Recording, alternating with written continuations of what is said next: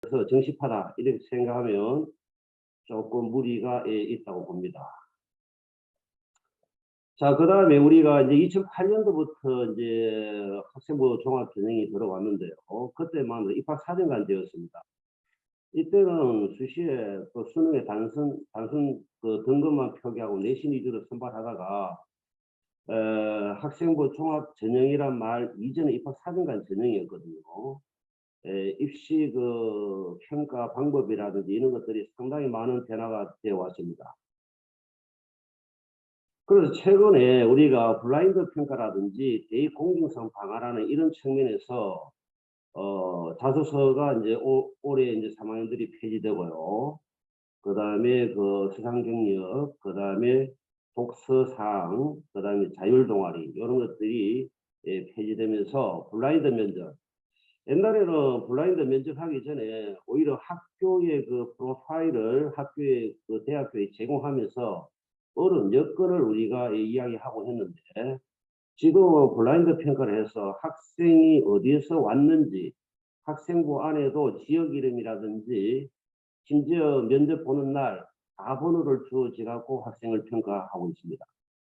이와 같이 미리 우리가 후강 효과 이런 것들을 통해서 대학교에서 평가의 어떤 문제점을 자아낸 것이 사실이라 해서 블라인드 평가와 대입 공정성 방어를 해서 수시의 정시 40% 16개 대학만 40% 하고 있는 실정이 있습니다. 그래서 현재 입학 4년간들의 평가가 블라인드 평가를 해서 교과 성적 영향력이 커졌다 이런. 그 다음에 이제 두 번째 특수한 환경에 이제 고려가 어렵다는 겁니다. 블라인드 평가 때문에. 그 다음에 희망 진로에 연계하여 진로 선택 과목 영향력이 있을 수밖에 없다. 고교 학점제가 도입이 되고 있기 때문에요. 그 다음에 과목 선택과 교과 과정 중심 평가의 학교 영향력이 커지기 때문에 학생들이 과목 선택, 개인별 교육 과정 이런 것들이 잘 짜여진 학생일수록 유리하고요. 학생부에서 지금 자기소개서 폐지로 인해서 세부능력 특기사항의 영향력이 커졌다고 저는 보고 있습니다.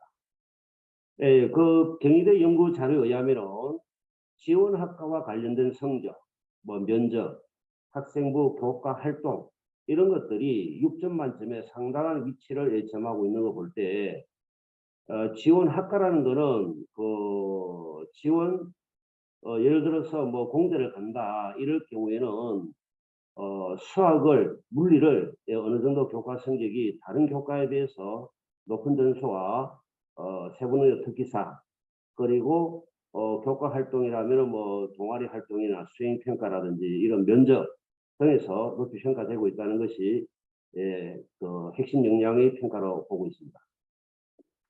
진로 선택 과목에 대한 의견이 쭉 나와 있는데 진로 선택 과목의 주안점은 학생이 진로에 맞게 과목 선택을 하여 고민한 흔적, 그 다음에 과목 선택의 고민 흔적 이런 것들이 주어짐으로써 대학교에서 이 학생에 대한 고민을 좀 더 쉽게 파악하고 이 학생이 우리 학과, 우리 전공을 하고자 하는 의욕을 볼 수 있기 때문에 면접에서 물어서 좋은 평가를 받고 있다고 합니다. 진로 교과 선택에 대한 대학의 평가가 있는데요. 이것은 고등학교에서는 학생들이 과목 선택을 할 수 있는 과목을 많이 열어줘야 되겠고 학생은 당연히 그 과목을 진로에 맞게 선택해야 된다는 겁니다. 그래서 이런 학생의 역할과 고등학교의 역할과 학생의 역할이 잘 맞아떨어졌을 때 좋은 결과가 있다. 그 다음에 대학에서 대학 그 학생들이 그러면 있는데 선택하지 않았다, 선택을 못했다, 이런 것들을 요새는 이야기하기 어려운 게 학교에서 개설 안 되면 학교 간 공동교육과정이라든지 온라인 교육과정으로 할 수 있었음에도 불구하고 왜 선택을 하지 않았느냐. 이것은 개인의 어떤 그런 조금 불리함으로 갈 수밖에 없다는 겁니다.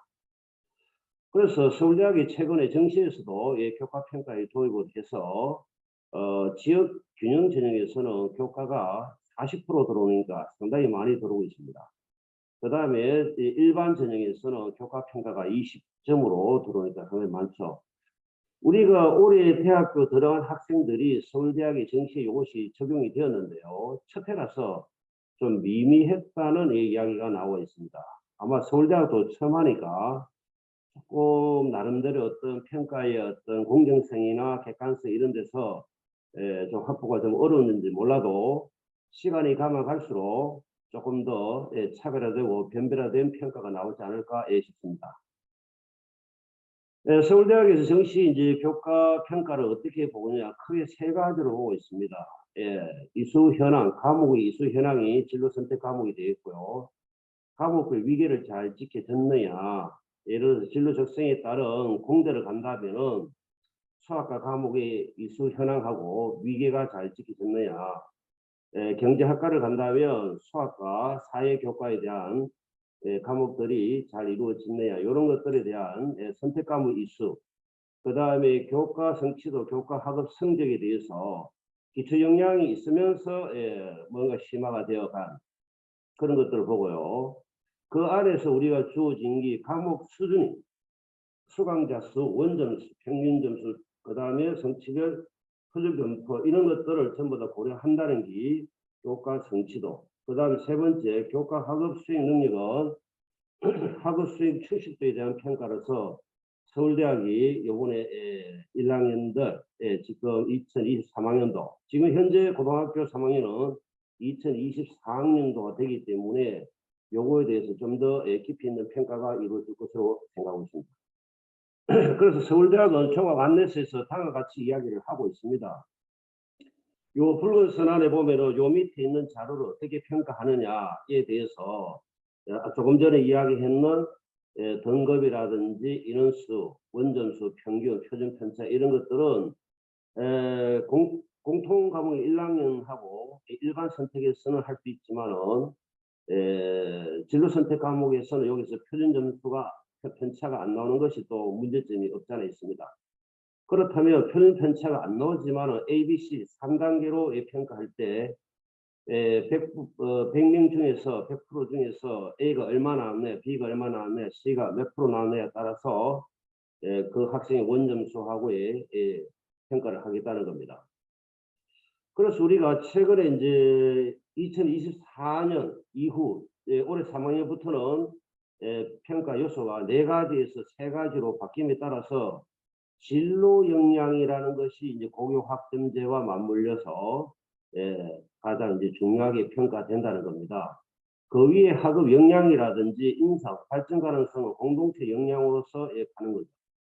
그래서 여기 바뀌었다는 겁니다. 그 점을 유의하시고요. 그럼 동국대학이 예를 들면 이 3가지에 대해서 학업 역량은 기초 역량과 다시 학습의 주도성으로 나누어진다고 보고 있고요. 세부 이제 평가 내용으로서는 기초 수학 역량이라든지 종합적인 학업 역량, 그 다음에 탐구 능력, 그 다음 이수 노력과 태도, 적극적으로 참여했는지 이런 여부, 전공 역량에서는 전공 수학 여부니까 과목 선택 어느 정도 했나 이거죠.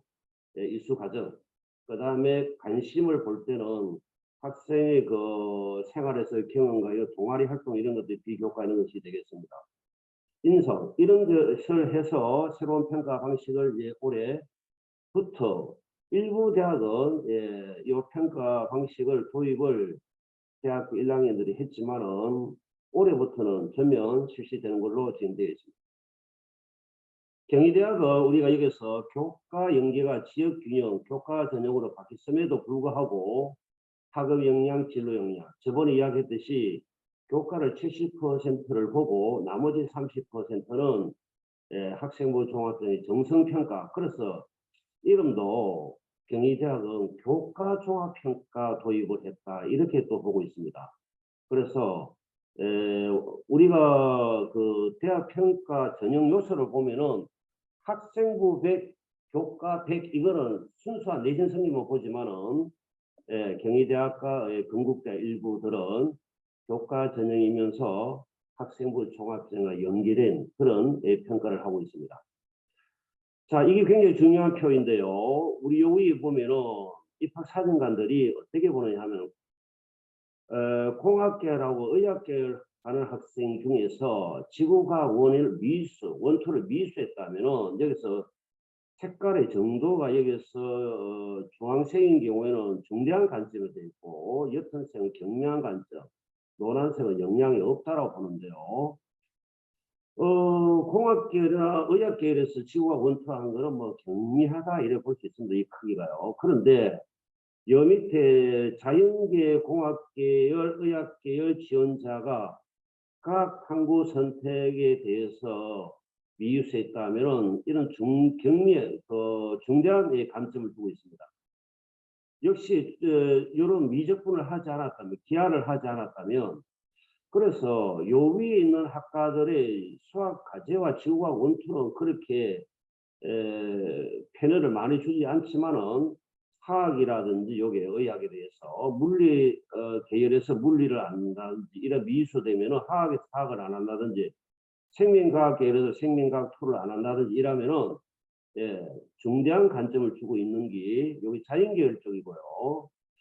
그럼 여기 이제 인문계열 쪽에는 사회계 지원학 학생이 사회문화 탐구라든지 여행 지리를 미수했다면은 여기 보면은 평가 자체가 어렵답니다. 이 색깔은요. 예. 자, 이런 식으로 해서 여기 우리가 주로 많이 보는 것이 제일 밑에 있는 인문사회 상경 지원자가 사회 탐구 선택에 미수를 했다면 어떻게 되느냐 이런 표가 나와 있기 때문에요. 이 표를 우리가 볼 때 과목 선택을 대학교에서 벌써부터 준비하고 평가를 하고 있다는 이야기입니다. 그래서 우리가 이제 꼭 한다면은 이 정도는 기본으로 해줘야 된다. 즉 인문계열 쪽은 이런 진로 선택 과목을 해주기를 바라고 있는 거죠. 그 다음에 사회계열, 그 다음에 자연계열, 그 다음에 공학계열. 공학계열은 우리가 수학과학이라 하죠. 그 다음에 공학도 화학 투가 이제 필요한 게 화공학과라든지요, 생명공학과라든지 이런 쪽에는 화학 투. 의학계열은 아무래도 이런 과목은 최소고 주요 대학을 간다면 여기서 고급 생명과학이나 고급 화학이 들어와야 되는 것은 당연한 겁니다. 주요 대학을 간다면요. 왜 그러면 과목 선택이 중요한가? 이런 것들을 볼 때 대학교 가서 과목의 어떤 그 이수 능력을 이제 잠재적 능력을 평가하고자 하는 거기 때문에 고등학교에서 잘 준비한다면 대학교에서 공부하는데 많은 도움이 되겠다. 그리고 이것을 하지 않았다면은 대학교 공부가 어렵고, 뭐, 그 다음에 준비가 안 되었기 때문에 많은 어려움이 있다. 그래서 뭐 지금은 그렇지 않는데요. 약 한 15년 전에 이런 경우를 봤습니다. 인문계 공부를 하고 기계공학과를 가는 학생도 없지 않아 있는 것을 볼 때 주무구구식이었다. 그러나 지금은 교과로는 갈 수 있습니다. 그러나 교과로는 과목 선택은 뭐였는가 보지 않거든요. 단순 그냥 등급을 내는 거고. 그런데 학종인 경우는 그렇지 않다. 예를 들어서 그렇습니다. 뭐 수학교육과 수학과를 가고 싶다. 그러면 정시에서는 수학을 못하도 수학과를 갑니다. 왜? 토탈 점수를 보기 때문에. 그러나 학생부 종합 전형은 수학 못하는 학생이 수학 교과를 이수하지 않거나 이러면은 학생부 종합 전형에서는 보지 않습니다. 그리고 고교 학점제가 바로 그런 학생부 종합전 같은 맥을 이어간다고 볼 수 있죠. 서울대학에서 이야기한 겁니다. 이것도 마찬가지. 그러면 소규모 학교가 과목 선택을 하는데 어려움이 있지 않느냐. 그들에 대한 인원수를 해서 그래서 우리가 고교 학점제가 어떻게 보면은 농어촌이나 이런 데 조금 소외된 면이 없지 않아 있는데요. 교육청에서 과목 선택을 할 때도 농어촌 지역 학생들을 먼저 선점하고 도시 있는 학생들을 하게끔 그런 배려도 하는 것을 볼 때 과목 선택의 어떤 그것을 활짝 열어두고 하기 때문에 소수 과목 13명 이하는 이수 정도가 나오기 때문에 세 분의 특기사항에 자기의 어떤 호기심이나 그런 것들을 잘 녹여내면 되겠습니다. 그 다음에 교과 과목에서 학생부 종합 선택이 있는데요. 이런 것들도 대학교에서 많이 만들어 갖고 뭐가 중요하다는 것을 각 대학에 희망하는 대학에 입학 홈페이지에 들어가면은 수많은 책자들이 있고요. 교육청에도 많은 것을 만들고 하고 있습니다. 과목 선택 어떻게 할까라고 되어 있습니다. 예, 이것은 기초화되는 과목을 들어야 하겠고 아무래도요. 그 다음에 대학 전공 서적 안내서가 있습니다. 이런 것들을 참고를 하고 위계 과목을 잘 지켜서 이 3학년대로 예, 그 개념 그다음 심화가 이어지는 걸 좋아하겠습니다. 그 다음에 우리가 과목 선택할 때 대학 수학능력 시험 과목이 있고 또 과목이 아닌 것이 있기 때문에 수능에 대한 것을 또 따로 할 수밖에 없는 그런 어떤 이율 배반적인 그런 문제가 있다는 겁니다. 어떻게 보면은 학생부 종합전이나 고교 학점제는 수능이 무의미하다는 식으로 사실 보고 있는데 그래서 입시 제도가 지금 중학교 2학년들이 고등학교 들어와서 2028년 수능을 칠 때는 현재 수능과는 같지 않을 것이다 이렇게 보고 많은 연구들을 하고 있습니다. 그거는 우리가 지켜볼 일이고요. 그 다음에 그 학생들이 배울 때 제 밑에 있듯이 거점형, 공유형, 온라인형 이렇게 해서 학교에서 개설하는 것을 들을 수 있다. 말하자면 옛날에는 학교 단위가 작거나 학교에서 선생님 없으면 못 듣고 끝이었습니다. 그러나 지금은 문을 활짝 열어두고 학생의 어떤 역량과 동기와 어떤 지적 호기심의 만족 여하에 따라서 상당량 어떤 심화까지 들어갈 수 있다는 겁니다. 그 심화라는 게 전문 과목, 전문 선택원에서 과학고, 외고, 뭐 국제고 이런 과목들을 들을 수 있다는 겁니다. 요거는 저번 시간에 이야기했듯이요. 서울대학이 이런 핵심 권장 과목과 권장 과목을 정해놓고 있다는 것은 이런 것을 중요하게 평가를 하고 있다. 왜? 그 학과들은 이런 것들이 준비된 학생이 공부하기 유리하기 때문에 이런 것을 예시를 하고 있습니다. 제시를. 그 다음에 그래서 우리가 과목 선택을 했다 해서 이게 필요 충분 조건은 아니지만은 필요 조건이 일어납니다. 충분 조건 아니다는 거는 선택했다 하더라도 또 학업 역량이 좀 다를 수는 있지만은 필요 조건이다. 어느 정도 들어야 된다. 그리고 충분 조건이 되기 위해서는 성취가 좀 높아야 되는 거고요. 그런데 중학교에서 각 올라온 학생들이 고등학교 와서 진로를 선택하고 과목 선택하는 것은 쉬운 일이 아닌 것은 현장에서 잘 알고 있습니다. 그래서 현재 이래 보면은 중학교에서도 고교 학점제에 대한 그런 교육들을 많이 해서 고등학교 가서 꼭 진로 선택에 차질이 빚지 않도록 준비하고 있을 뿐만 아니라 학교에서 고등학교 들어오면 고등학교 그 교과 박람회라든지 여러 가지 책자를 학생들을 주어서 선생님들의 수업 시간이나 등 할애해갖고 교사의 안내가 매우 중요하다고 보고 있습니다. 진로 선택 과목에서 우리가 이거를 어떻게 평가하느냐 이래 보고 있는데 여기서 이제 과목을 빼고 이래 넣어놨는데요. 여기서 이제 A, B, C 비율을 보면은 첫 번째 뭐 A 과목, B 과목, C 과목이라고 볼 때 성취도가 이제 우리가 80점 이상이 A거든요. 그 다음에 60점에서 79점이 B가 되겠고요. 뭘 보내냐면 원점수가 그렇다는 거죠. 원점수가. 원점수가 여기 지금 B가 나왔는 거고 조금 뭐가 잘못됐어요. 요거는 80점 이상이니까 A가 돼야 됩니다. 그 다음에 0점에서 59점 사이는 C가 됩니다. 그랬을 때 이게 어떻게 되느냐 하면은 수강자 수라든지 평균 점수에서 A, B, C의 비율을 보는 겁니다.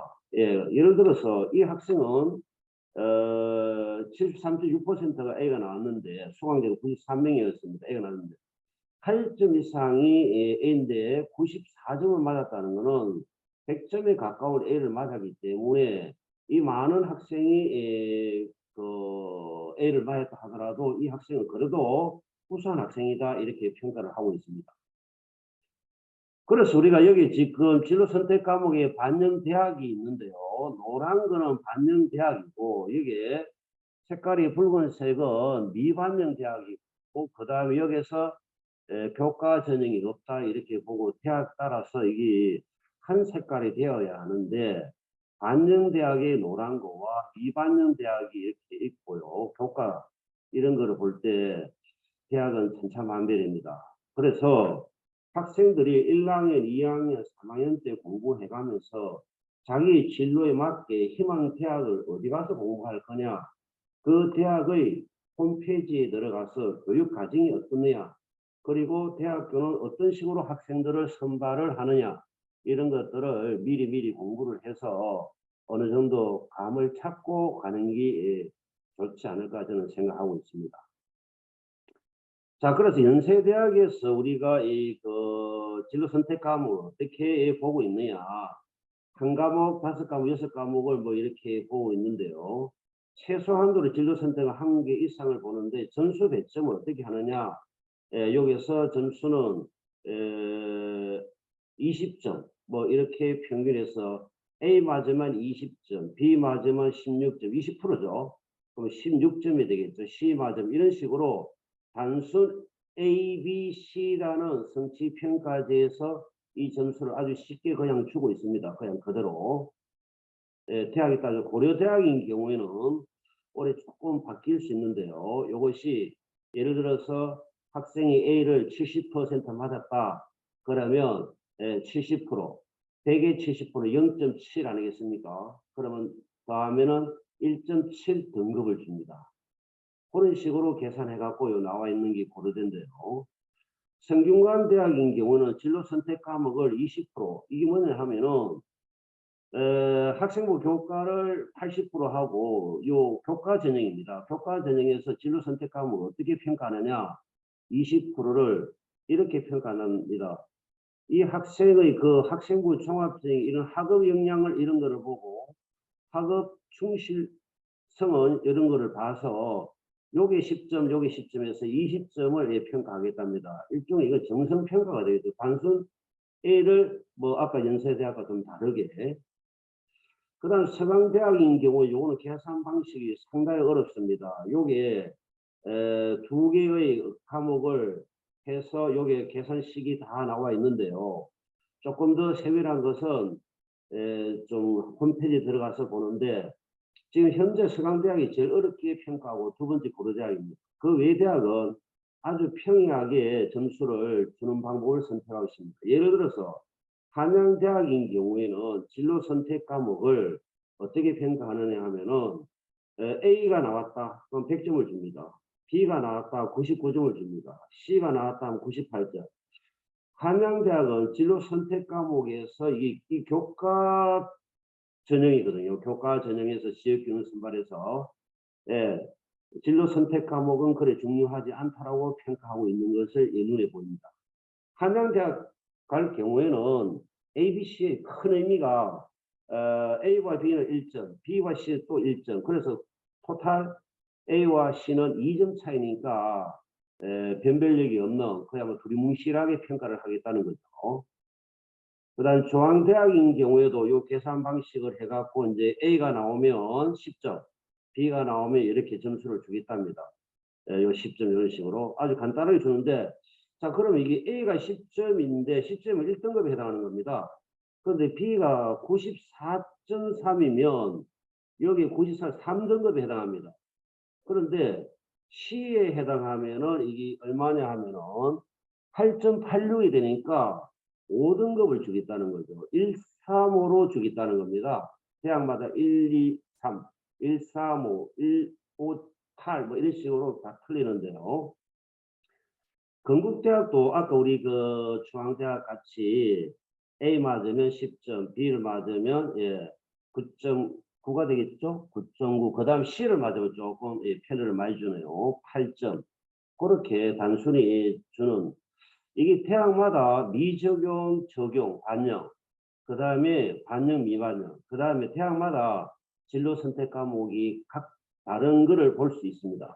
그 다음 세종대학인 경우에는 이것을 간략하게 보고 있는데요. 그냥 뭐 전체적으로 보고 있는데, 그래서 이게 지금 어디 거냐 하면요, 이 건국대학입니다. 건국대학은 여기서 홈페이지에 들어가면은 이런 정도를 평가하겠다. 그러니까 아까 동국대하고 조금 뭔가 다릅니다. 내용이. 자, 제일 많은 거는 학업 영향을 받는데요. 우리 고교 학생들이 들어오기 전에는 지금은 진로 역량이 더 많이. 예를 들어서 건국대학에 우리 KU 지역 인재 전형이 있고 일반 학종이 있습니다. 그러면 여기서 70% 내신 성적을 보고 30%를 이걸 평가한다는 거거든요. 이 300점이니까요. 그때 여기서 학업 역량에서 200점을 보고요. 여기서 100점을 보고 공동체 역량을 뺐다. 그런데 학종은 넣을 수밖에 없는 건데 학종은 여기서 분명히 진로 역량의 준수가 더 많습니다. 예, 교과는 학업 역량이 더 많고요. 이런 차이점이 있기 때문에 우리 학생들이 대학을 갈 때 자기의 학생부하고 대학교의 평가가 잘 매칭이 된다면 좋은 효과를 낼 수 있습니다. 그런데 이게 매칭이 잘 안 맞으면 효과를 내기 어렵다는 게 그렇습니다. 자, 그래서 대학교에서 7단계 평가에 요게가 B가 평균입니다. 평균에서 잘했다 이러면 B+, 더 잘했다 하면 A0, 더욱 잘했다 이러면은 A 뿔을 주는, 그래서 B를 해서 이제 이쪽으로 이제 점수가 떨어지는 이런 평가로 이제 정성 평가를 하겠다는 것이, 학연히 교과와 학생부 종합전형은 요 학종이 조금 도입이 됐지만 아직도 요 학업 역량을 더 많이 보는 게 교과 전형이고, 학생부 종합 전형은 400점으로서 진로 역량을 많이 보고 있다라고 봅니다. 이 표가 아주 중요한데요. 우리가 주요 대학이라고 하는 대학들의 교과 전형에 교과 100이라고 되어 있는 이런 대학이 있죠. 성균관대학 교과 100으로 이렇게 보는 거는 최저가 있다 이 말입니다. 최저가 있고 인원을 요래 뽑고 요 전형인데, 그러면 조금 전에 이야기한 건국대라든지 건국대 요 있죠. 그 다음에 동국대, 또 건국대가 거의 비슷하게 봅니다. 같은 프로테이지로 교과 해놓고 플러스 서류가 있다. 그러면 이거는 조금 전에 이야기했는 학종 일부를 도입한 교과 종합형이다, 이렇게 보는 게 맞습니다. 그런데 교과 전형이라 해서 지방에 있는 학교는 이렇게 어렵게 보지 않고 여기에 있는 우리가 예를 들어서 이런 거 되겠죠. 성균관대학의 교과 100 이렇게 보는 전형이, 그 다음에 지방에는 뭐 최저가 없지만은 보통 성균관대학 최저이라면은 세계합이 6, 세계합 7 이 정도 돼야 되니까 쉬운 전형은 아닙니다. 쉬운 그 점수가 아니죠. 자, 그다음 우리가 학생부 종합 전형은 거의 보면 이렇게 쫙 보면 우측에 다 달고 있습니다. 1단계 서류백이죠, 서류백. 그러면 요 밑에 요 우리가 나와 있는 뭐라 하면은 홍익대학의 학교 생활 전형으로 최저가 있는데 서류백은 뭐냐? 이걸 면접이 없이 서류 평가만 하고 최저를 한다는 거죠. 그런데 대부분 우리가 일반적인 걸 이걸 일괄 전형. 어떤 대학은 바로 여기서 면접까지 합니다. 2년 전에 서울대학이 서류를 받고 바로 1단계 없이 면접을 보고 바로 그 합격 불합격을 냈는 일괄 전형이지만은, 보통 학생부 종합 전형은 이와 같이 재료에 있는 서울대학 같이 1단계 3배수를 뽑고 2단계는 1단계 성적 30%를 가져오면서 면접 30%, 어떨 때는 최저가 있고요. 지역 전형은, 일반 전형은 최저가 없습니다.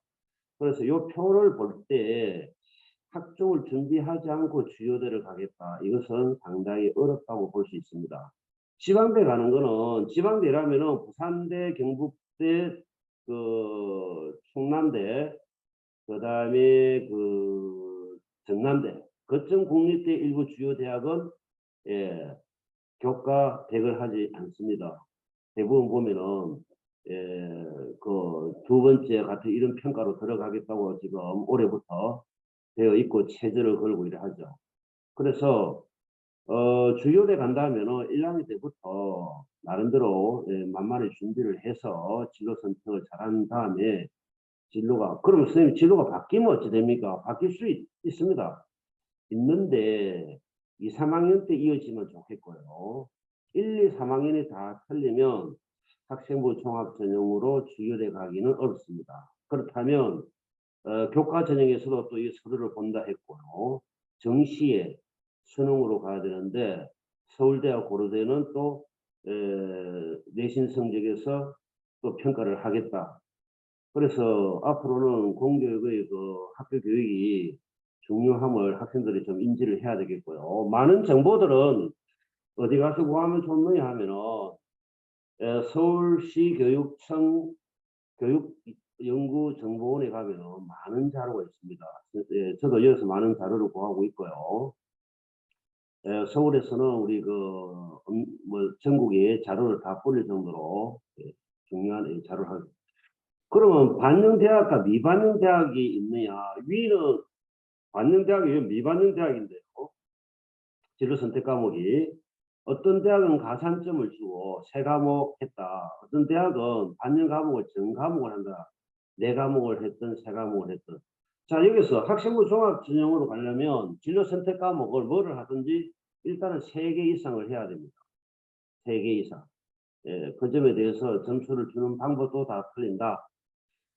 진로 선택 반영 예시가 나와 있는데요. 여기서 이제 뭐 계산을 좀 이렇게 해보면 상당히 아까 어디죠? 서강대하고 비슷하게 점수 주는 상대 쉽지 않는 계산 방법으로 뭐 빼고 더하고 이러는데 이거는 뭐 가제로 한번 주도록 하겠습니다.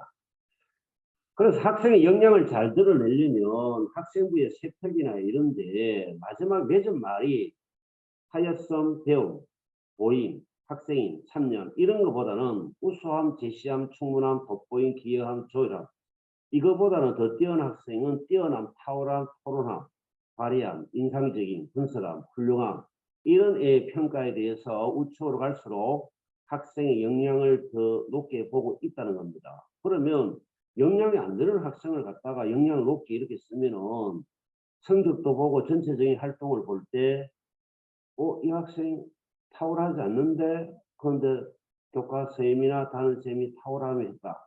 면접에 꼭 물어봅니다. 공부를 보기 때문에 이것이 오히려 약이 되어야 될 어떤 내용이 독이 될 수도 있습니다.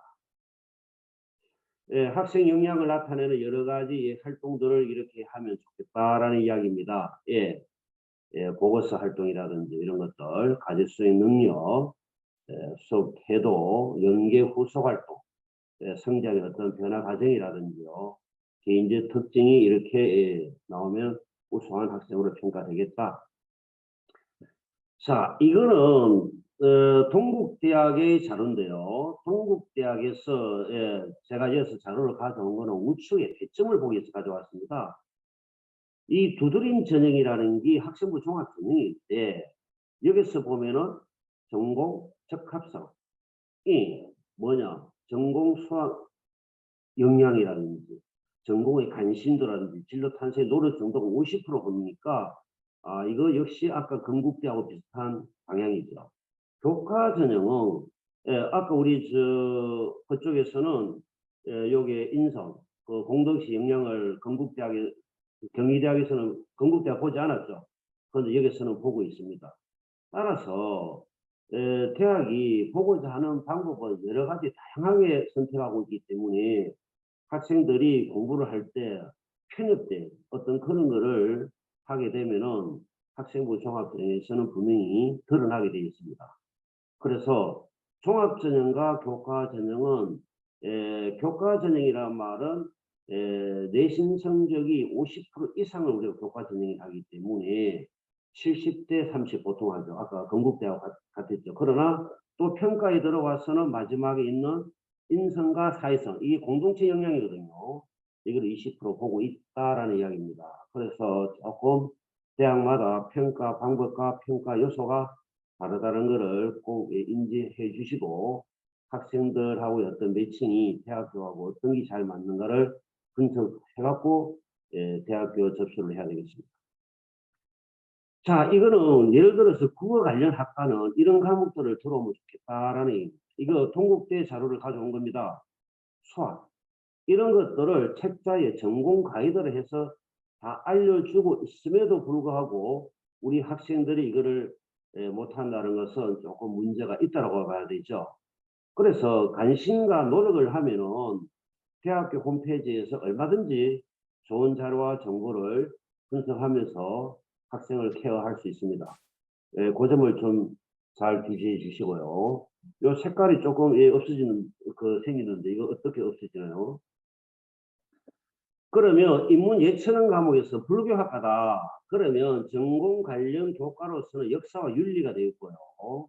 이런 과목에 대해서 세세하게 다 나와요. 예를 들어 국어 교육과라면 국어, 역사, 윤리, 사회 과목이다. 그럼 우리가 자주 이야기하는 여기서 이거는 문과 쪽이고요. 자, 여기서 학생들이 수한 정도를 보고 잠시만요. 미안합니다.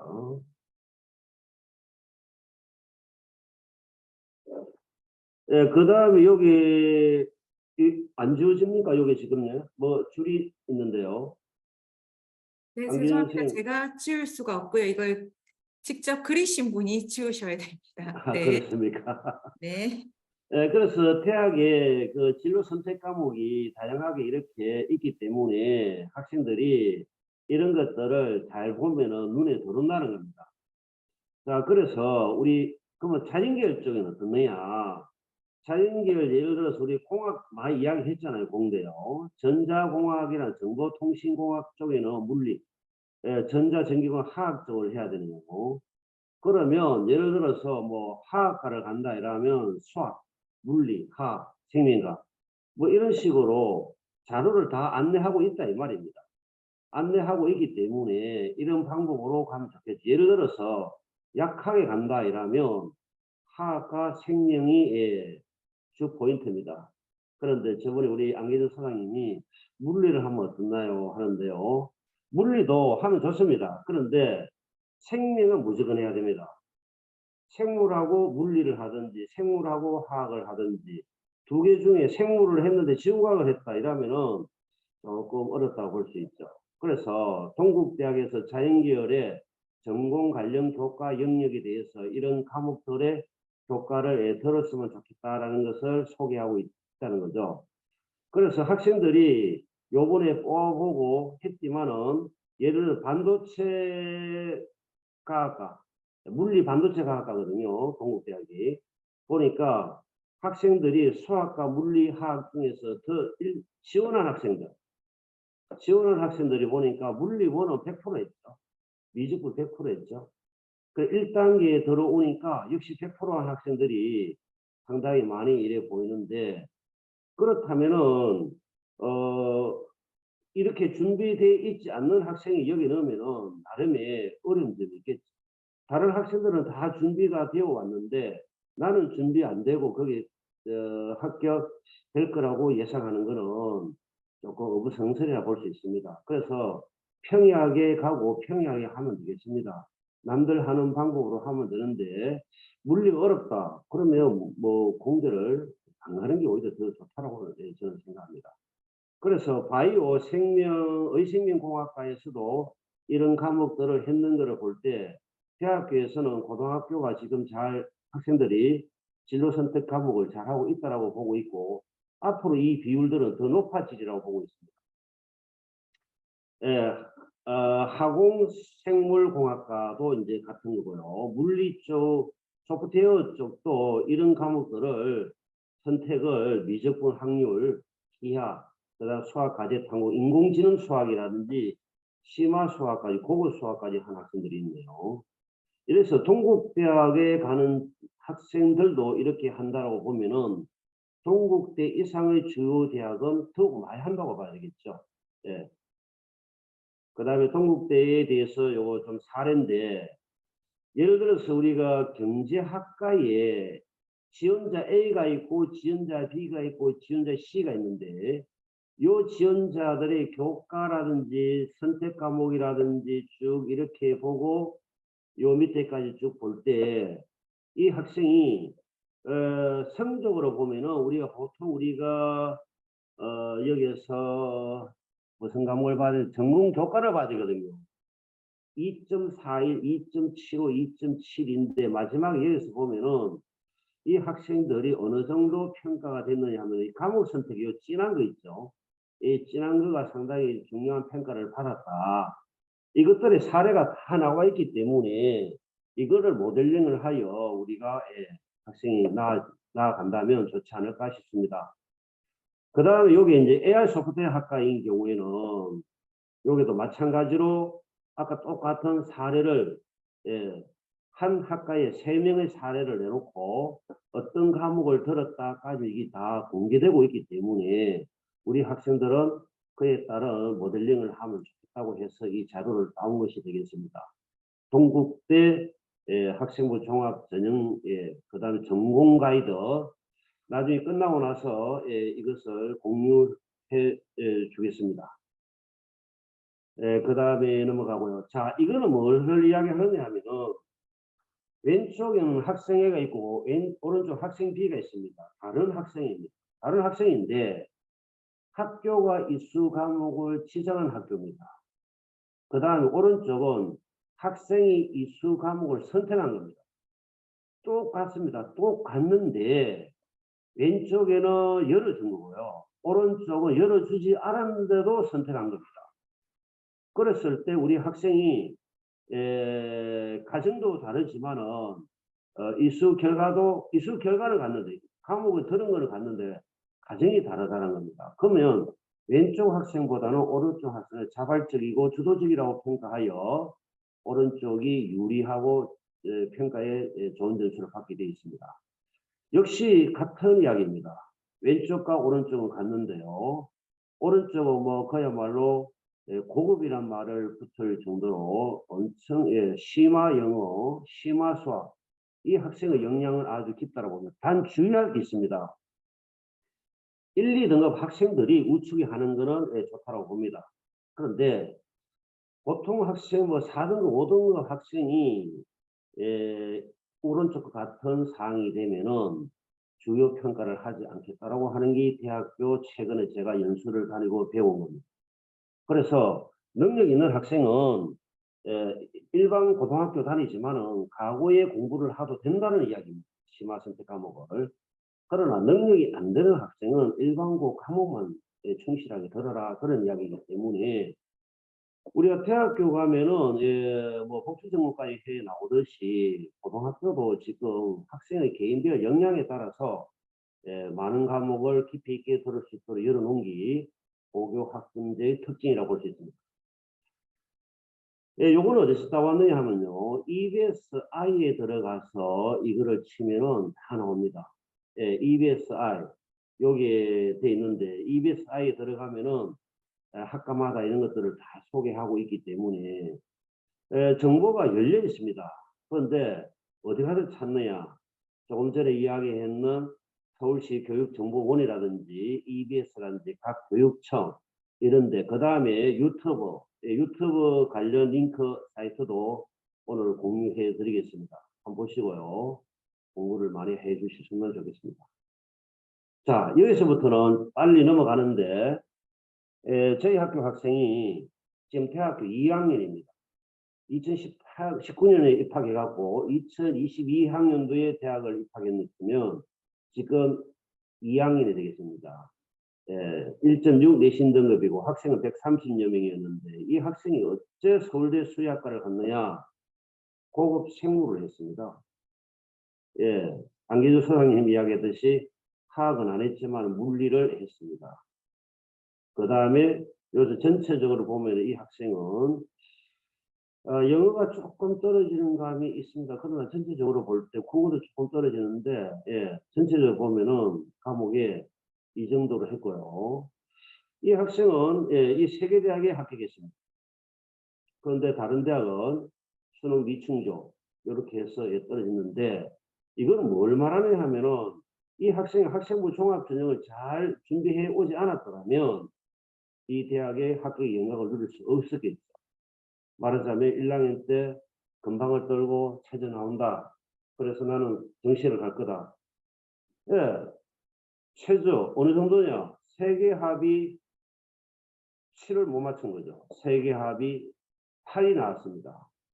경상대, 충북대 이런 데가 세계 합이 7인데 세계 합 8. 그 건국대학은 이 학생이 6명 뽑는데 후보 3번이었는데 한 명도 안 빠졌습니다. 서울대 다음에 건국대 수의학과를 보고 있거든요. 서울에 수많은 대학이 있지만은 수의학과 있는 대학은 두 개입니다. 예, 서울대, 동국대. 그래서 이 학생의 특징이 뭐냐? 예, 열심히 했다는 겁니다.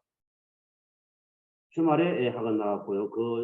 저는 학교 선생님들 말을 잘 들으면서 3년간 수의사라는 이런 것도 했고요. 또 다른 거는 우리가 이 학생이 고등학교 2학년 때 코로나가 왔습니다. 1학년 때, 예, 1학년 때 하면 이 진로에 맞게 미리 예견해갖고 이 학생이 분명히 이유 있는 합격입니다. 우연히 합격된 건 아닙니다. 예, 그런 점을 비춰볼 때 우리 학생들이 1학년 때부터 진로 선택에 대한 고민이 깊이 있다면 학생부 종합전형과 고교 학점제 과목 선택에 맞춰 좋은 평가를 받는다고 생각할 수 있습니다. 그리고 본인이 한 거고 이 학생은 9군데 원서를 썼지만은 서울대 면접이 제일 마지막이었습니다. 학교에서 4번 정도 면접을 해주고 했기 때문에 면접을 몇 번 했겠습니까? 그래서 면접의 달인이라고 불릴 정도로 최종 합격을 하고 지금 2학년 다니고 있습니다. 자, 진로에 맞게 과목 선택을 했고 감염병은 미리 예견했고요. 꾸준한 활동으로 심화했고 학교 생활에 근면서 면접 이런 것들을 해서 1.56이지만은 서울대 수의학과를 계균도 농어촌 전형으로 합격했습니다. 그다음 요 학생부 활동인데 1학년 때부터 이런 말이 나왔죠. 그러니까 제가 아까 이야기하는 게 2학년 때부터 코로나가 왔는데 1학년 때부터 이 학생 감염병에 대한 어떻게 보면은 뭐 예측을 한 건지 저도 신기할 따름입니다. 예, 코로나가 오기 전에 하면 이 학생은 감염병에 대한 고민을 하고 있습니다. 그다음에 메르스라든지 코로나 이제 나오죠. 이런 것들이 곳곳에 녹아 있는 고민한 흔적이 보이고 있습니다. 이렇기 때문에 서울대학에서 면접을 이건 자기소개서인데 자기소개서도 여기 보면은 고민한 흔적들이 다 이렇게 나와 있습니다. 그 다음에 이제 요 사례는 우리가 고교 학점제에 따라서 서울대, 동국대 쭉 넣는데 서울대도 되고 동국대도 됐는데요. 이 학생은 교과전형 치의학과를 간 어떻게 보면 학생부 종합전형하고 조금 동떨어진 그런데 요 아까 교과전형은 뭐겠습니까? 이러한 과목 선택에 대한 거와 이런 내용이 있겠죠. 그래서 이 학생이 1학년 때부터 컴퓨터 프로그래밍 인공지능을 했는데 이 방향이 틀린다는 것은 교과 전형에서 어느 정도 갈 수 있습니다. 그런데 이게 학종으로 간다면 이 전형이 학종이라면 하기가 힘듭니다. 그래서 과목 선택이 중요한데 이 학생은 고생해놓고 인공지능 융합으로 가지 않고 치의과를 간 점을 볼 때 진로 선택이 좀 잘못되지 않았나 보고 있습니다. 그다음 이 두 번째 학교는 경영학과가 되겠는데, 경영학과는 여 따라서 이 내용이 잘 짜여져 있어서 그야말로 국제 경제 이런 과목, 실용 경제 이런 과목들이 경제 과목 이런 것들이라든지 여기 활동한 주요 내용들을 보면은 경영학과에 충분히 진학할 수 있는 학생이 되겠습니다. 그래서 강령 세단의 3등급 중반 정도 학생으로서 다수 합격을 하고 거점 국립대 종합전형으로 합격했다. 그 다음에 건축학과 이 학생도 마찬가지예요. 그런데 여기서 잠시 간호사였다가 1, 2학년 간호사였다가 건축학과로 갔습니다.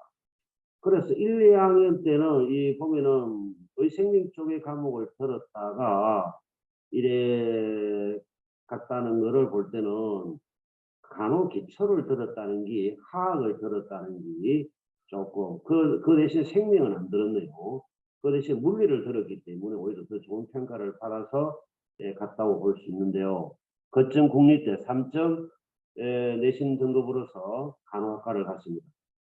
그 다음에 공공인재학부 이 학생은 이러한 활동으로서 공공인재가 되기 위해서 과목 선택을 이런 그래서 또 학생이 간 적이 있기 때문에 우리 학생들이 과목 선택이 이렇게 굵게 된 거를 잘 보면은 우연히 된 것보다는 고교 학전제 학생부 종합 전형은 아까 첫 사례의 수의학과하고 마찬가지로 잘 짜여진다면 충분히 극복할 수 있습니다. 2점 후반대 학생으로서 동국대 공공 인재 융합 전공에 합격했습니다. 요거는 아까 이야기했고요. 이것도 했고요. 그래서 고교 과정 설계를 고려할 때 뭐를 해야 되느냐? 인문 자연 이런 게 연연해 하지 말고 보통 학생들이 기존 그 교육 과정 편성에 벗어나면서 무엇을 하고 싶어 하는지, 그 다음에 국어, 영어, 사회 과목은 자유롭게 듣지만은요, 수학과는 위계 과목이 있다. 위계라는 건 뭐냐 하면은 생명과학 1을 하고 생명과학 2를 하라는 겁니다. 1을 안 하고 2를 하게 되면은 안 된다는 거죠. 예를 들어서 통합 수학을 하고 수학 1, 수학 2, 확률과 통계, 미적분, 기하 이러한 방법의 순위가 맞는데 뭐 예를 들어서 수학 1, 2도 안 하고 바로 미적분을 하고 나중에 수학 1을 한다. 했다고는 하지만은 위계를 맞춘다는 것은 기초부터 심화를 이어질 때 그런 과목을 위계 과목이랍니다. 합니다. 그래서 위계 과목에 대한 방향성을 잘 설정을 해야 될 이유가 1학년 말에 2학년 올라갈 책을 교육 과정을 학교에서 짤 때 잘 선택하지 않으면 방향성이 틀리기 때문에 위기에 벗어나게 되겠습니다. 자, 그 다음에 이제 교육 과정 설계에서 문제의식이라 되는데 무엇을 할 것인지, 그리고 학교는 어떠한 과목을 교육 과정을 운영할 것인지 학생과 학교가 담임 선생님이나 학교 선생님들이 모두 다 고민을 해야 됩니다. 수능 학대 정책에 의해서 교육 과정 방향이 조금 이게 언바이런스합니다. 원래 이제 수능 제도를 앞으로 이제 문제 방식도 다르겠지만은 수능을 자극고사화 하겠다라는 이야기도 움직임이 있습니다. 그야말로 세계적인 추세는 고교 학전제 방향으로 가고 있다는 거죠. 그래서 최저 어떤 선을 보는 방향으로 보고 있다. 2025학년도 고교 학점제는 전면 실시됩니다. 2025학년도, 즉 중학교 2학년 학생이 고등학교 들어올 때가 되겠습니다. 그래서 현재 고등학교 2학년 학생들은 어떻게 보면은 고교 학점제에 대한 기본 개념과 방향성 이런 것들을 유튜브라든지 이런 것들을 많이 좀 듣고 고등학교 왔을 때 순차적으로 순리적으로 2학년, 3학년의 교육 과정을 자기 진로에 맞게 잘 맞춰가는 학생이 되기를 바랍니다. 교육 과정은 학교에서도 많은 준비를 하기 위해서 국가적으로나 교육청, 학교나 선생님들 많은 고민과 방향을 연구하고 있고 국가적으로 엄청난 돈을 들이고 있습니다. 그 이유가 뭐겠습니까? 4차 산업에 저항하여 미래 인재상이 만들어질 수밖에 없는 구조로 가야 된다는 필연성, 그리고 앞으로 사회는 그쪽으로 가야 된다. 말하자면은 옛날과 같이 문과 이과다 똑같은 과목 배워서 똑같이 간다. 그거는 어떻게 보면 제품화되고 하기 때문에 개별화 차별성이 없기 때문에 앞으로 사회에 4차 산업에 적응하기 어렵다는 겁니다. 그래서 고교의 내실화로 이제 가는 길은 교육 과정을 잘 이해를 하고, 자, 이때 우리가 수시로 볼 때는 옛날도 그렇지만은 3학년 2학기 편성에 조금 문제가 있는 것이 사실입니다. 그런데 지금 저희 학교인 경우도 1학년은 교실에서 학생들이 앉아서 다 듣습니다. 2학년들은 학생 이동, 선생님 이동, 원래는 선생님 이동하면 안 됩니다. 교과 교실실에서 학생들이 찾아와야 됩니다. 그래서 과학, 사회, 국어, 뭐 수학, 영어, 작년까지만 해도 사탐과 가탐만 이동 수업을 했는데 지금은 1학년은 앉아서 수업 듣지만 2, 3학년은 자기 진로에 맞게 과목 선택을 했기 때문에 반은 같은 반인데 듣는 게 다 틀립니다. 옛날 학생 같으면 반이 같으면은 또 계열이 같으면 다 같이 들었거든요. 그다음에 대학의 진학만의 어떤 목표는 아니고 학생들이 듣고 싶은 과목을 들어서 하니까 학생들도 즐거워하는 모습을 많이 볼 수 있습니다. 그래서 고교 학점제가 들어오기 전에는 자능교실이었는데 지금은 자능교실이 아니죠. 예, 학생들이 듣고 싶어 하는 과목이니까 학생들도 수업 듣는 태도가 많이 좋아지고 현재 방향성이 맞다라고 보고 있습니다. 예, 오늘 이렇게 해서 조금 빠른 감이 있었는데요. 조금 있다가 공유를 하고 자료를 하겠습니다. 예, 1부와 2부에 이어서 내용이 양이 좀 많았는데 말이 좀 빠른 감이 있었습니다. 예, 혹시 질문을 지금부터 받도록 하겠습니다. 네, 질문은 자, 사전 질문과 지금 채팅방에 질문을 남겨주시면은 저희들 질문에 답변 드리겠습니다. 네. 네, 정재훈 선생님, 그냥 예, PPT는 마지막 화면 그대로 띄워주시면 되겠습니다. 네, 예. 네, 그러면 네.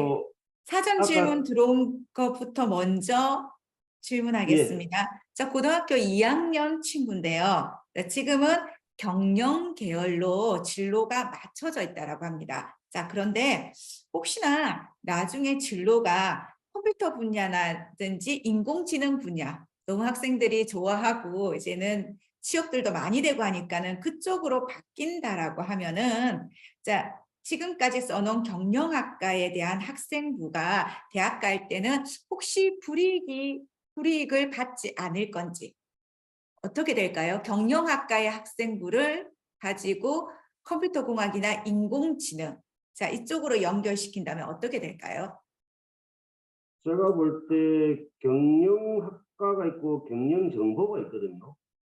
경영정보로 간다면 불이익은 없을 것 같아요. 그런데 이 학생부가 경영에 맞춰놓고 컴퓨터 분야나 AI 분야인 뭐 예를 들어서 인공지능 학과가 되겠죠. 뭐 빅데이터라든지 이런 소프트웨어 이쪽은 수학이나 과학 또는 그런 정보 과목들을 듣지 않았기 때문에 주요 대학에 우리가 예를 들어서 건국대학이라든지 동국대학이나 경희대 그런 대학 이상의 대학은 교과 전형이 교과 100이 아니잖아요.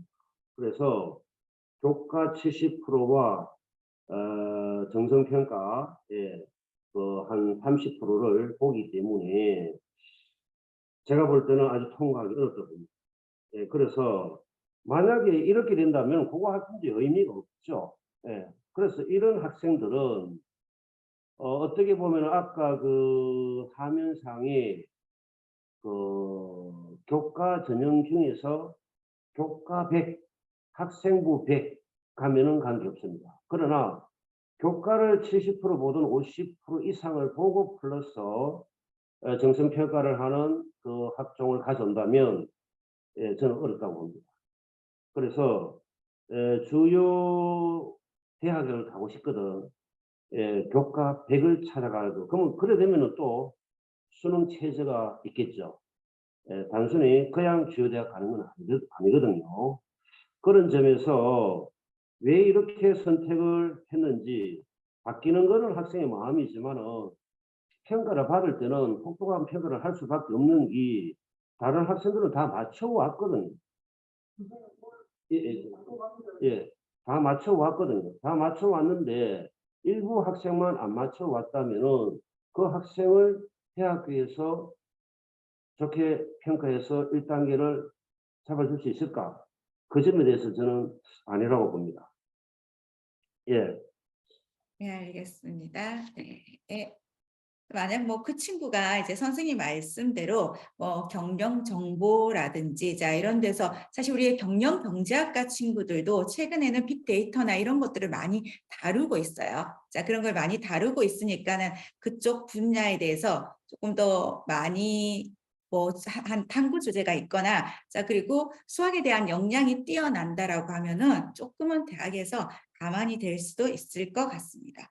자, 지금 선생님이 얘기하실 때도 대학마다 이렇게 평가 요소들이 다 달랐습니다. 자, 그렇기 예. 때문에 자, 그거는 저희들이 주어진 자료를 참고하셔서 대학마다 평가가 어떻게 다른지 한번 보시는 것들도 좋을 것 같습니다.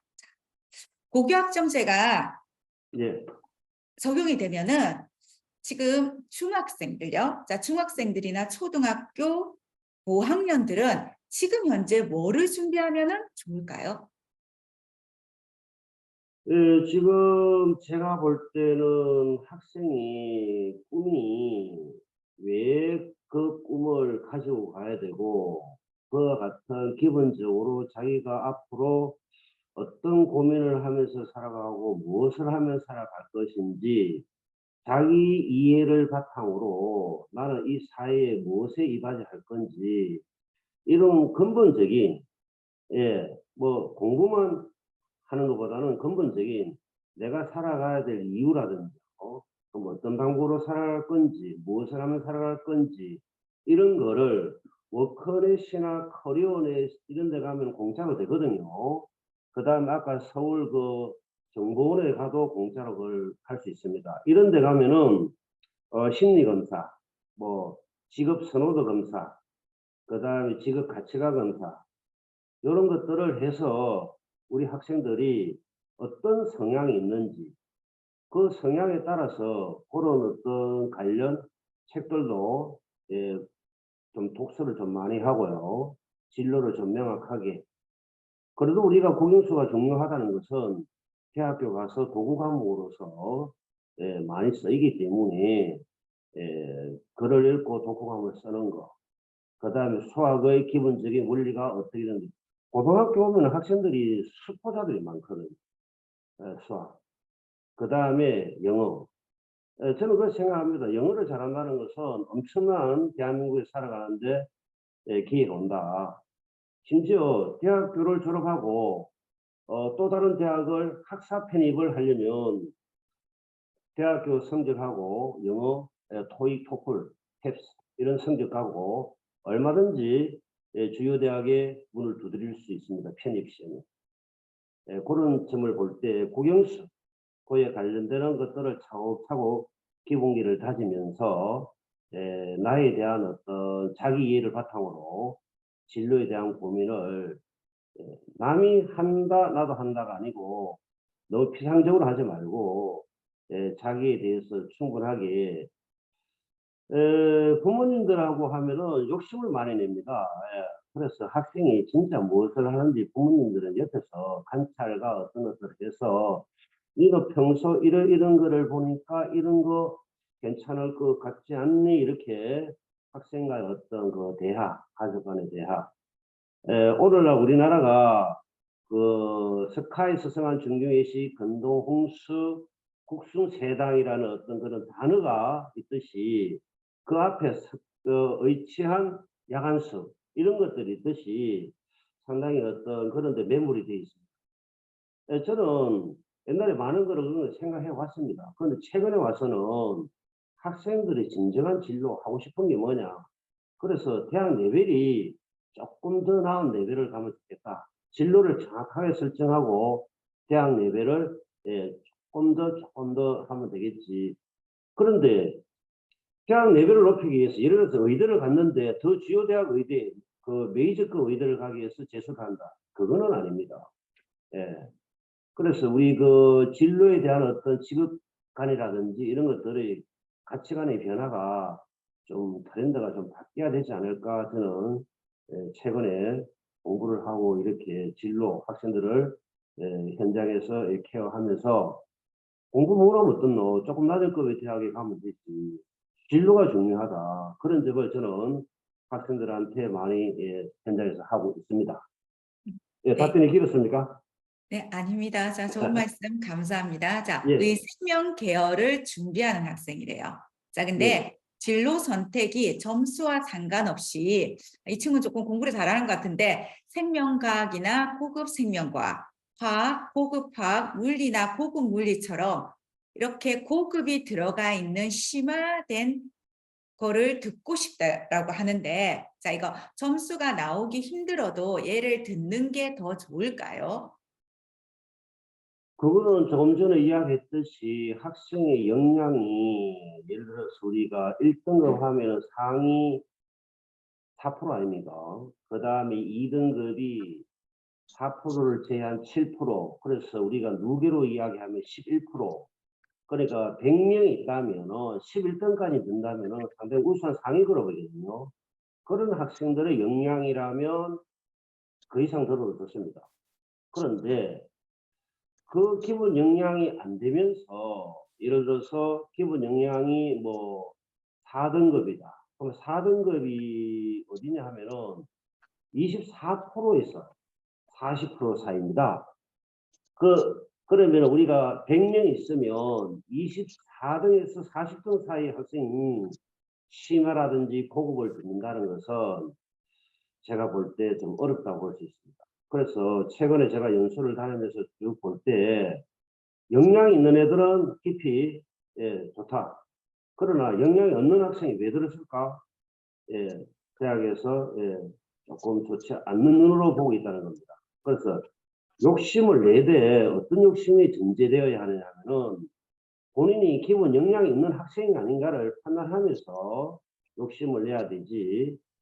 지금 뭐 저희 학교 학생들이 수요일 날 그 경남교육청에서 하는 온라인 교육 과정을 듣고 있거든요. 듣고 있는데 인공 뭐 수학이라든지 뭐 소프트웨어 뭐 이런 과목 그 고급 생물 이렇게 듣는 거 보니까 4단입니다. 4단인데 하루에 4시간 합니다.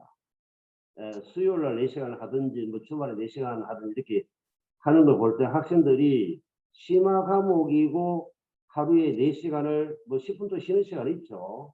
50분 하고 10분 쉬고 50분 하고 10분 쉬고 하루에 4시간 해야만이 17주에 4단위가 되거든요. 그래서 상당히 어려워하는 것을 볼 수 있는데 제가 옆에서 격려를 많이 하고 있습니다.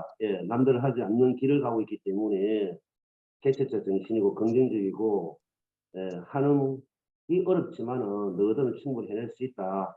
그렇게 지금 학교에서도 학생들이 듣고 있는 것을 볼 수 있었습니다. 네. 네, 선생님 말씀으로는 이제 앞에도 설명하시다시피 적성에 맞는 거, 진로를 먼저 결정해주면 진로에 맞게끔 로드맵을 짜면 된다라고 얘기하셨는데, 자, 그렇다면, 자, 일반고를 가서 대학을 가는 것보다, 자, 마이스터고를 가는 것도 괜찮지 않을까라고 생각하시는 학부모님이 계시는데, 선생님 의견은 어떠세요? 마이스터고에 의해서 뭐 우리가 특성화고 중에서 저는 그렇게 생각합니다. 마이스터고 가서 그 학생의 진로가 공대 쪽으로 계속 이어진다면 그거는 괜찮다고 봅니다. 그런데 우리 학생들이 마이스터고를 가서 진로가 바뀌었을 때 가는 거면 어떻게 할 거냐. 흔히 쉽지 않습니다. 그래서 현재 교육 정책이 마이스터고 가서 학생이 진로가 맞지 않게 됐다면 진로 그 방향을 바로 이유 없이 바꿔줍니다. 인문적으로 1학년 때는요. 그 정도로 국가 정책에서도 그거를 하듯이 바뀌지 않는다면 좋습니다. 저는 그렇게 생각합니다. 더 미리 세분화되고 들을 수 있기 때문에. 그런데 우리 마이스터고 학생들은 사실은 좀 실기 위주로 공부를 하다 보면은 국영수를 놓치게 되는 경우가 있거든요. 국영수를 놓치게 되면 대학교 가서 공부할 때 도구 과목으로서 좀 어려운 점이 있죠. 그런데 전제 조건이 진로가 바뀌지 않아야 된다. 예를 들어서 뭐 공학 계열에 어디 갔다. 그러면 공학 계열에 계속 이어서 국영수를 학교에서는 이제 과목이 있지만은 조금 학생들이 깊이 안 들으려고 하는 성향이라든지 있기 때문에 개인적 자기적 주도 학습으로서의 능력을 배양해야 되겠다. 그런 것이 전제된다면 괜찮지만은 국가에서 특성화고 학생을 일반고로 이유 없이 학생이 원하면은 전학을 시켜줍니다. 그 정도로 중요하게 생각하는 걸 볼 때 학생들은 많이 변하거든요. 변하는데 그 변화의 무상을 좀 잘 읽어줄 수 있는 게 일반고라고 저는 생각하고 있습니다. 일반고. 네. 자, 그렇다면 또 이런 네. 질문이 들어와 있는데, 자, 고교 학점제가 시행되면은 이렇게 선생님이 얘기하신 일반고 아니면 자사고, 특목고 중에서 자, 어느 학교가 제일 유리하다라고 생각하시나요, 선생님은? 그래서 이것도 능력만 있으면 능력 있는 학교를 가는 게 맞습니다. 그런데 능력이 안 되는 학생이 능력의 이상의 대학, 고등학교를 선택한다면 그거 역효과가 오기 때문에 뭐 일반적으로 학생 개인을 정확하게 분석하지 않고 가구가 좋다, 뭐 어떤 뭐 특목고가 좋다, 어떤 이런 이야기를 한다는 것은 굉장히 위험하다고 볼 수 있습니다. 예를 들어서 가구를 간다면은 과학과 어떤 수학이 기본이 튼튼하게 되어 있는가, 그리고 이 학생이 앞으로 커가면서 과학의 어떤 역군으로서 과학을 할 수 있는 것이 뭐 진짜 괜찮다 하면은 일반고보다 환경이 훨씬 좋죠. 예, 뭐 우리 가호인 경우에는 수학을 심화하고 과학을 심화하기 때문에 뭐 대학교 정도의 어떤 능력을 고등학교 때 배웁니다. 그래서 좋은 데에 비해서 그만큼 노력과 그 고민들을 많이 해야 되는 게 현실입니다. 그러나 우리가 중학교 공부 그 역량이 고등학교 오면은 평가 방식이 다르기 때문에 성적이 많은 어떤 애들은 많이 내려가고 어떤 애들은 올라오고 이러는데 평가 방법이 다르거든요.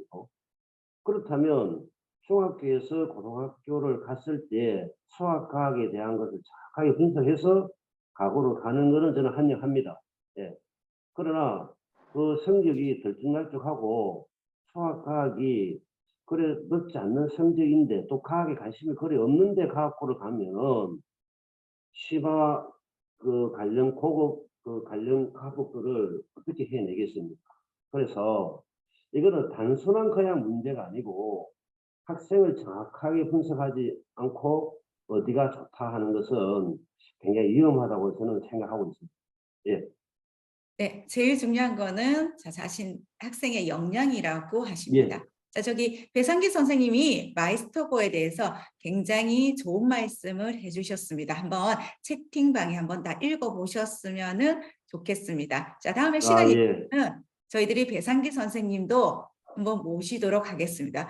굉장히 역량이 뛰어나신 분이십니다. 네, 예, 제가 이걸 그렇죠. 공개적으로 예. 방송에서 얘기를 했기 때문에 아마도 배상기 선생님이 한번 출연해 주지 않으실까 생각됩니다. 자, 고교학점제가 현 중1부터가 아니라 중2부터 진행이 됩니다. 자, 현 고1도 고교학점제처럼 고2, 3 때 진로 선택을 하고 내신 평가 형식은 현행대로인가요? 라고 얘기했는데 이거는 제가 간단하게 설명드려도 될 것 같습니다. 네, 똑같이 고등학교 1학년들은 똑같이 지금 진행하고 있습니다. 네. 자, 그러니까 그러면 고교 학점제가 간략하게 이야기하면은 2015 교육 개정 과정은요 현재 진행 중에 있고 2022는 2022 연도에 발표했다는 거지 2022를 적용은 중학교 2학년들이 대학교 올 때 적용이 되는 겁니다. 그래서 2015하고 2022가 동시에 있다 보니까 이게 뭐야? 이게 헷갈린데 그 경계선을 정확하게 우리가 짚어주시면 좋겠습니다. 예. 네, 알겠습니다. 자, 그러면은 그래서 저희들 들어온 질문들은 다 이렇게 정리를 다 한 것 같은데요. 자, 또 학부모님들이 제일 이거는 좀 관심 있게 하시는 게 이거예요. 저희들한테도 이런 질문들을 톡방에서도 많이 나오고 있는데요. 예. 이거 과학대회 이런 거 탐구 주제 어떻게 잡아야 되는지, 이거 대회는 어떻게 준비해야 되는지, 자, 이거는 또 왜냐면 선생님께서 또 창의재단에 계속 이렇게 컨설턴트로 계시니까 또 색다른 예. 아이디어가 있으실 것 같습니다. 예, 간단하게 설명해 주실까요? 그러니까 우리가 이제 고교 학점제하고 학생부 종합전형하고 맥이 똑같거든요. 똑같기 때문에 학생들의 이제 진로가 이제 1학년 때 여름 방학 때 이전에 결정이 돼서 여름 방학이 지나고 나면 결정이 돼야 됩니다. 결정이 안 되는 거를 거짓말로 결정이 됐다 하면 그건 이제 문제가 생기죠. 사건이 나겠죠. 그래서 1학기는 정확한 진로 탐색을 그 전에부터 계속 하갖고 워크넷이나 커널에 들어가서 하면서 자기 변화를 읽어내야 됩니다. 그 다음에 이제 2학년, 3학년 때 진로에 대해서 고민이 있고 진로를 잡았기 때문에 그러면 그 방향에 대해서 첨단 분야가 뭔지, 앞으로 미래가 이것을 무엇을 요구하는지 이런 관심사 주제, 진로와 내가 하고 싶어 하고 관심 있는 것들을 어느 교과서에 있는지 이런 교과서에 보면 어떤 그 차례, 그다음 교과서 내용, 또 그다음에 그 동아리 활동 등을 통해서 동아리도 진로와 맞는 동아리를 들어가면 좋겠죠. 그래서 저는 그렇게 이야기합니다. 우리 학교에는 의식민 동아리가 사실 있는데 어떤 학교는 의식민 동아리가 없습니다. 그러면 과학 동아리는 없는 데도 있거든요. 그래서 과학 동아리에 들어가서 과학이라는 게 물화생지를 다 커버하기 때문에 과학 동아리 예를 들어서 한 30명이 모였다.